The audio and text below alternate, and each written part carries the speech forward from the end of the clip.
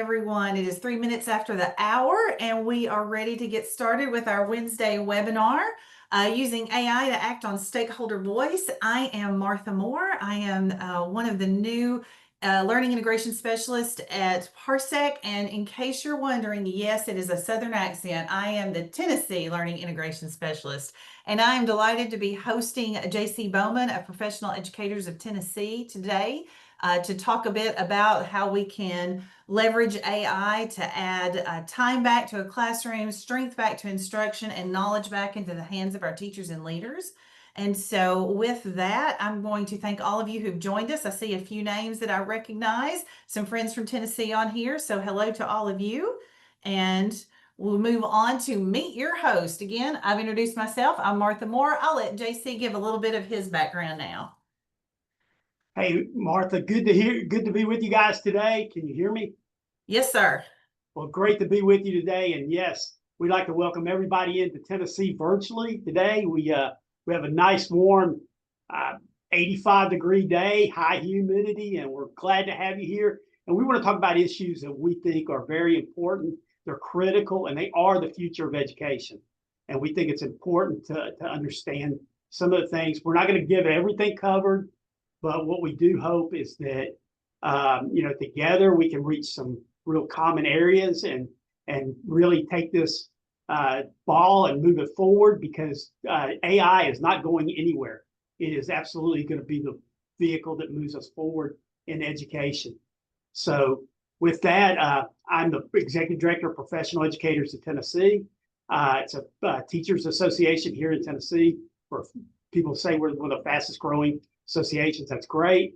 What we try to focus in on is helping our educators get the tools that they need to be successful in the classroom, and that's why we're delighted to partner with Parsec, and we love the work that Martha and Rachel and her team do here in Tennessee, and we look forward to continuing to watch them grow and expand across our state. I have a long background. This is almost 40 years for me in education. So I started out as a classroom teacher in Bradley County, Tennessee, and it took me all the way to the governor's office in Florida, which was a neat route. And then I ended up back becoming I was one of the founders of Professional Educators of Tennessee, and I came back to be the executive director. I thought I would do 2 or 3 years doing this, and I've been here. This is going on my 16th year, and I have no plans to retire because I really enjoy what I do, and I love the work that we're doing. And I think we're on the cusp of some great advantages, great things in education. If we can keep together on this, I think we can really do a lot of great things and educate the next generation in our state and in our nation. So with that, Martha, ready to go. All right. Well, so today what we want to make sure we hit on a high level is how to think about making meaning from the data you already have, taking some real world strategies for getting unstuck after you've pulled all that data together and you're looking at all of this. What do you do next? And thinking about how AI can actually lighten your lift, be super useful, and give you some time back in your day. And so I'm going to kind of just pop this mostly to JC, but starting with the idea that stakeholder feedback isn't really just a checkbox, it's a starting point. And JC, I'm going to pop this first question to you, kind of about the big picture, the vision of how this can work. Why do you think that so many education leaders feel overwhelmed by the data? And what do you think is the first step to getting over that and getting that clear next step and making sure people's voices are heard? Well, thanks for that question. I think the most important thing is data overload. They have so much on their plate that they really don't know where to start. They're almost lost in the data, looking at it and trying to understand what to make from it. So with that, I think that they look at it, they're trying to figure out what to do with it, and what ends up happening is they don't do much with it. And plus, the other point that I think is very worth saying to this is that we're not seeing the data being timely. And I think that's one of the other things that I really have enjoyed about working with Parsec is that we're getting data that is meaningful because it's in real time, and we're getting a lot of information, and we can make decisions closer. Because when data comes in, if it sits on your shelf for a year or 2 years, I mean, it's really not helpful. Do you think that leaders also and teachers and leaders struggle with how to communicate that data because of the massive amount of data? And if so, what do you think the key is to making sure that they are communicating that data forward? Well, I do think that it is a problem. I think that to be able to communicate it effectively, you've got to be transparent. So with that, you've got to make sure that you're, strike a balance so you don't lose the human relationship in education. That's the other part of it. Define a clear purpose. Make sure that you know what you're trying to find out and seek answers to, and make sure that you're bringing everybody along in the process. Thanks. Thank you, JC. I appreciate those insights.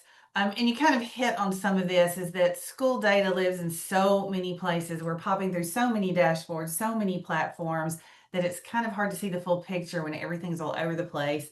And so we're trying to give ways for leaders to combine, to contextualize their data, to use the qualitative and the quantitative. When you think about what it looks like in a school system that is really using their data well, what does that look and sound like, and how can technology help a district reach that goal? Well, number one, I mean, and I like to use that example. It's actually out of California, but there's other examples as well. Tennessee's a good example where we use data to drive our literacy. And I think that was real critical. But you look at something, if you can identify a person before they run into a problem, then what ends up happening is that you can address the issue in real time again, catch kids up quickly. And the school out of California, I think they discovered that some of the kids were, I think they were able to drive up their graduation rate almost 15 points. They were determining that kids were actually, by their absences, tracking them, getting in touch quicker, doing some of that, and they got their attendance up quickly, which then leads to better academic outcomes. That's one aspect for it to drive it. So that's part of the real insight. The other part is bringing all stakeholders together. And I think that's another thing that I really like about, what we're doing here now. And I think that the key piece is getting the parents, the whole community, the parents, the students, and the teachers all on the same page, working together to reach the same objective of making sure every child is fully educated. Yeah, I think that's a really great point, is that we know what the chronic absenteeism rate is, and we know what the repercussion of that is. What we don't know is why these kids are absent. And that's where that qualitative piece leans in, where when you start asking questions with products like ParsecWeb, but when you can get in and get that story out of people and find out what's going on in their lives, you can certainly communicate better, you can support better, and you can put things in place that help kids and families be more successful all the way around. Yeah, that's exactly right. So we think that is a real asset to where we're looking at the future. When I looked at this, I mean, and we spent some time looking at this. Yeah, It really made a difference in shaping how we can start messaging ourselves to our teachers and educating. They go in and I mean, they're already planning in school districts across the state. They're in services, so they already know what they're going to be doing. And I would argue that very few districts are forward thinking. So we're already planning professional development based upon last year's needs. And I think that's a problem. And I think that we need to look at reshaping and I know there's some districts out there that do a really good job of analyzing and getting ready and having kind of professional development to that. And you're the expert, Martha. I mean, there's nobody better in the state than you on this issue, because you've worked with building education leaders across the state for so long here in Tennessee. So I think that's part of the problem, is recognition of what the issues are. I think you're right. I think that everybody knows exactly, like you say, that the autopsy data is there. We've got that. It's that predictive data and making sure that we're planning forward. And AI can really partner with us and help us analyze quickly, pull together those insights, and think about what to do next in real time, as opposed to waiting to look back at the end from the end of the year backwards. And really enhancing your knowledge about what patterns and trends are out there. Um, I know we've got some people that are a little hesitant about leaning into the AI space because of the idea that the person is so important in working with students and working with educators. What do you see as the advantage of bringing AI as a partner into this space? Well, I think I think we're already using it. We Mm-hmm. just don't know that we're using it, and we're still afraid of it. Change is hard. And that's if it was easy, everybody would do it. And we like some of the things we're doing. And I hear this, well, if we'll keep going with where we're at, we might can get to where we want to go. But I think bringing AI into the space, we can't be the last sector. Healthcare is moving in that direction. You're looking at other areas moving in that direction, in the industries, and education has to move in that direction, or we're going to get left behind. And we're already seeing other countries starting to embrace it. And we've got to get out in front of it. We have to, and I'm going to quote Franklin Roosevelt here. We actually, the only thing we have to fear is fear itself. Fear is a really powerful detriment to what we need to be doing, and we need to bring the fear down. I watched a segment where a teacher said she was afraid she would lose her job. So back to the fear segment, Mm-hmm. with AI. And then when she realized it was actually a tool to help her personalize the education Mm-hmm. for the children in her care, and all the advantages that AI had, it actually took some of the workload off of her plate.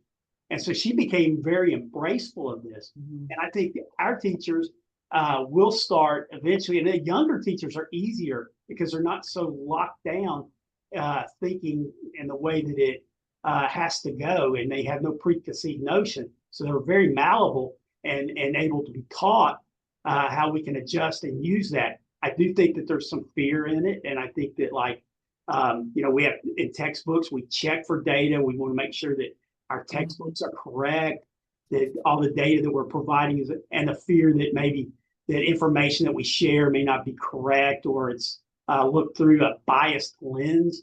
But with that, I think that we can overcome that by making sure no decisions are made without human, and that's just right there, without human judgment being made, without someone looking at it and saying, no, this is correct. We need to move forward with that. But a human making the decision, not just relying strictly on AI alone. Yeah, I think you're right. Those of us who remember teaching in the 1900s do recall the time before all of this, but we also are wise enough to know that we've got to embrace technology and teach our kids how to use it effectively as well.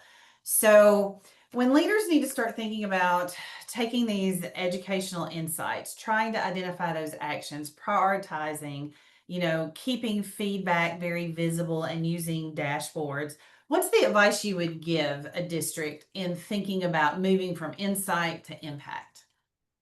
Yeah, that's another interesting. Um, Insight the impact. You've got to make sure that, and I always try, if you measure, I use a thing in my own model for when I Mm-hmm. do stuff called SIP. It's SIP models created by David Stufflebeam, Michigan State, or I may mess up where he's from, but and the key point was content, input, product, process, and it's not too far off of what we're doing with our own evaluation model here in Tennessee Mm-hmm. for education. But for me, I have to look at it, and I think school districts need to look at and see where they can take it, where they can make the adjustments, where they can make the change. And if they're able to do that, make that adjustment, constantly seeking continuous improvement Mm-hmm. with AI. That is also the other thing that we've got to do to make sure that we're keeping that in there. Thank you, JC. I always appreciate your insights in this space.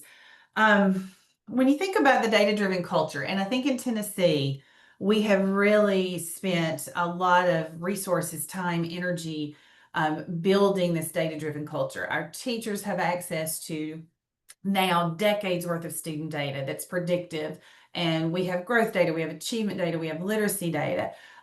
What are the things that we can do to make sure that not just leaders but teachers and parents are really understanding the data? We've got some communication tools in place, some requirements in place to communicate with parents, but how do we make sure that they understand all of that as well? Well, and I want to go back to something you guys actually do a really good Sure. job of is visualization. Mm-hmm. And it's the old learning model. I mean, are you an auditory learner? Are you a Mm-hmm. visual learner? And I was, and of course, I'm that person that is. I'm both auditory and visual learning. If I can hear it and I can see it, my retention rate is like 70 to 90%. But if I only hear it, it's about 50%. And if I only see it, it's about 50%. So for me, I have to also go back and visualize it. And that's what I think I do the news all the time here in Nashville on education around the nation, actually. So I get a lot of opportunities to talk about education issues in the media. And the one thing that they're always trying to struggle is how do they understand it? And they're struggling. What is this? Only 45% kids on grade level in reading. What does that mean? And you walk them through things. Third grade retention was the big thing I did about a month ago. What does this mean? How do we understand it? And we start explaining to them.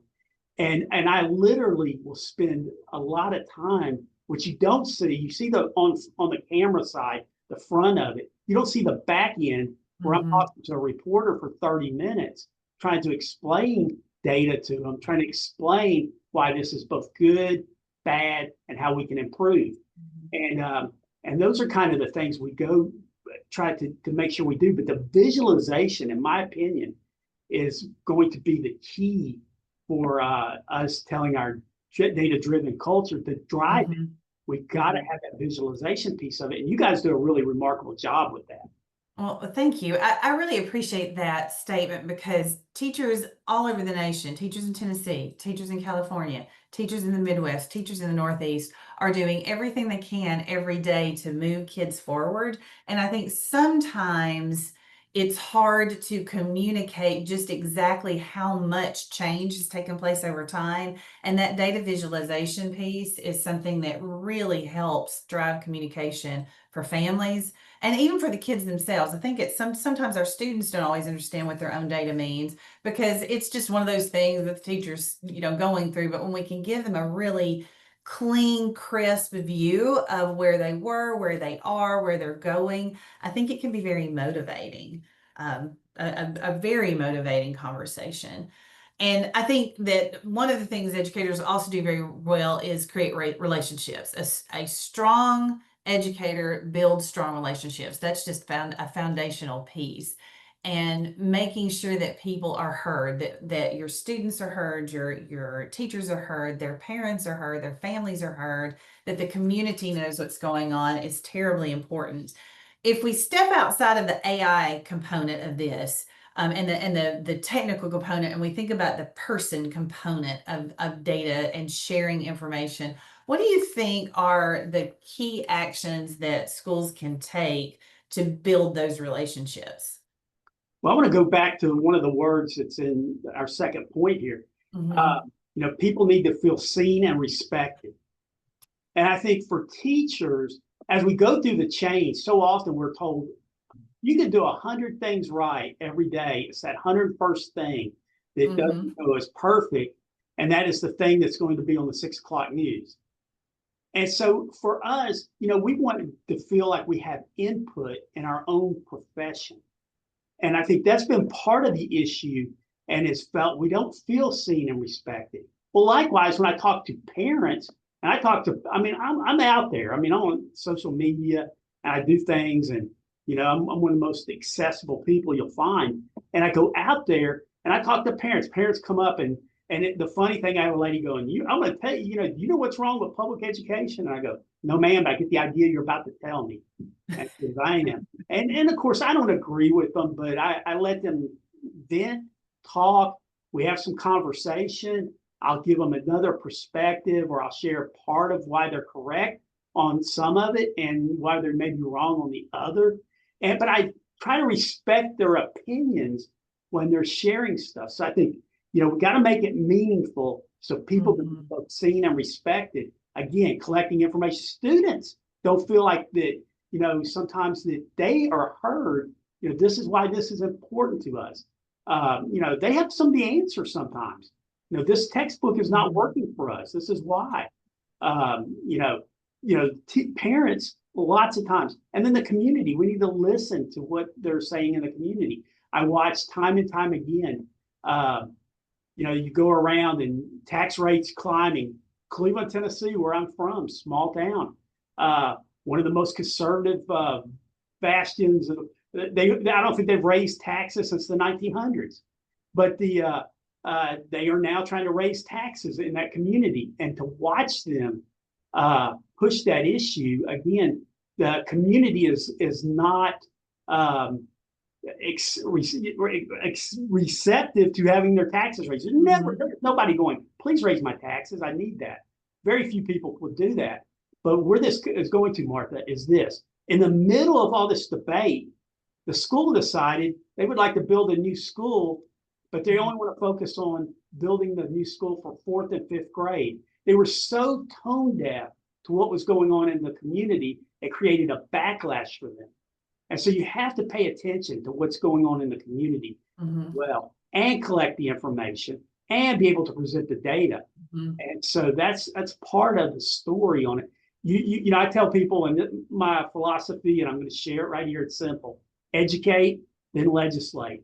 You go out there, you share what needs to happen in the education field, talking to as many folks as you can, get them informed on issues, and then you look at legislation. Too often we do it backwards. We legislate and then we spend the next 10 years trying to fix that issue through and trying to fix things. And in the process, we burn a lot of good people, and a lot of people don't feel listened to. So back to the respect issue. And I think that plays into the recruitment and retention for our profession as well. I appreciate the point of being able to say the why behind the what. And that is one of the things that we really lean into here is, we know the what. We've got the numbers that tell us the what. We're seeking the why and helping communicate the why to whichever stakeholder group a district might need to communicate to. And I appreciate that lead into that. Again, back to using AI responsibly, we want to be mindful. We want to remember it is a tool. We want to use it as a support to the educators and communities, not to replace them. What are your thoughts on practical ways that leaders can use AI to kind of boost data literacy for all of their stakeholders across all roles, and from teachers to board members? What are your thoughts on that? How to use it responsibly? Yeah, interesting. I was actually talking with our general counsel this morning about some legal issues, and one of the things that came up was actually, he said the number one topic for the Bar Association right now is how to use AI in the legal field and what are the repercussions of it. And I think they're going down the privacy issue. I think that making sure that the data is secure, that information is locked down, that information is not getting out, making sure you're following FERPA and all the other privacy concerns that may be out there, making sure that you're doing that. We talked a little bit about biases that could be built into it, baked into the algorithms. But I think those are the two things. And I think your intent, as long as you set out to do the right thing, build it on the front end, and make sure that it's communicated frequently. And Martha, I know you've done this, and I gotta say this to you. And if you're an educator in Tennessee listening to this is important. we do one thing every year. I think it's been going on for almost 40 years. We have a in-service, there's a class on blood-borne pathogens that everybody takes. And after 40 years, you would think we could go, we've done that enough. Don't touch blood that's not yours, and be careful and all that. And you can get diseases by touching other people's blood if you have a cut or something. That you would think that was common sense. That's enough. You could put it in the thing, but it's not. And I go back to this, that we have got to do the in-service, the training, the support to make sure that our educators and communities as well understand what we're collecting. And the biggest thing, and you may remember this, but one of the things that one of our former commissioners of education tried to do was do a survey. And in of itself, the survey wasn't bad, but she wanted to do a survey real quick. And because it was kind of hidden the way she did it, and some of the questions were a little personal, that got out there and the media got a hold of it. She released it on a Friday. And by Monday, it was a full-blown legislative issue, and people were all upset and bent out of shape, good, bad, or indifferent. I'm not here to judge on that issue, but I'm just saying that you got to make sure that that you control the message on that. So that's just some of the other things, but use it responsibly, and it matters. Well, I think if I heard you correctly, it is measuring what we value, actually focusing in on what we want to know, measuring what we value, and being transparent about what we're measuring, why we're measuring it, and what impact it's going to have on the community. Yeah, that's better said than I did. So absolutely. Well, thank you. All right, questions. We would love to hear any questions that you have as a shout out in the chat. I'm going to pop the chat open so I can see it. Yeah, I want to thank Bob. I was going to respond to him, but I was looking to, and I wear glasses when I read, and I couldn't see his. I was trying to respond to him, but thank you for that comment. I see some folks online. Like I said, some names I recognize. Thank you so much for joining today. And if you have any questions, we would love to hear them. It's more fun when you interact.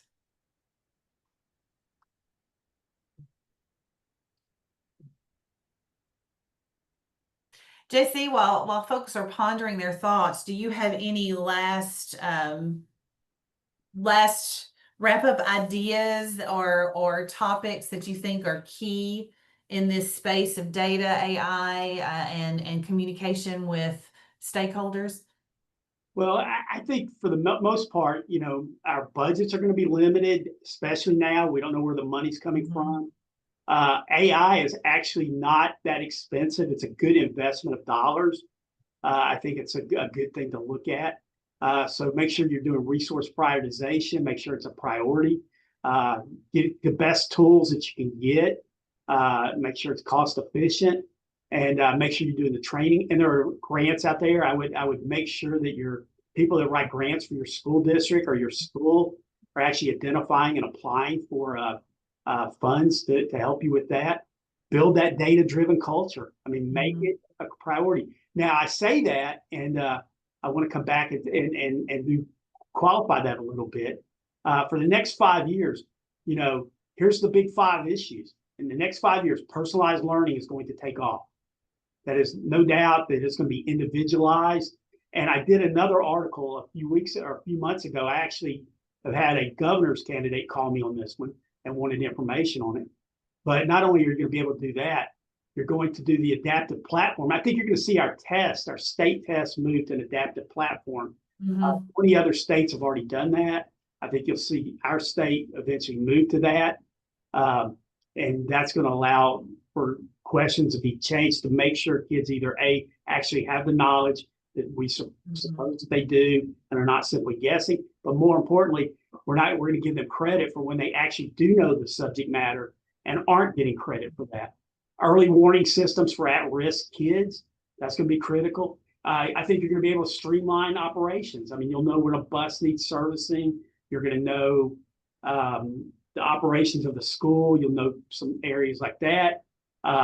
You're going to see an expansion of virtual tutoring and multilingual support. You can already go in, if you're bilingual ESL kids, you could go in, grab that, and use that tool, and we can get students who do not speak English as a first language.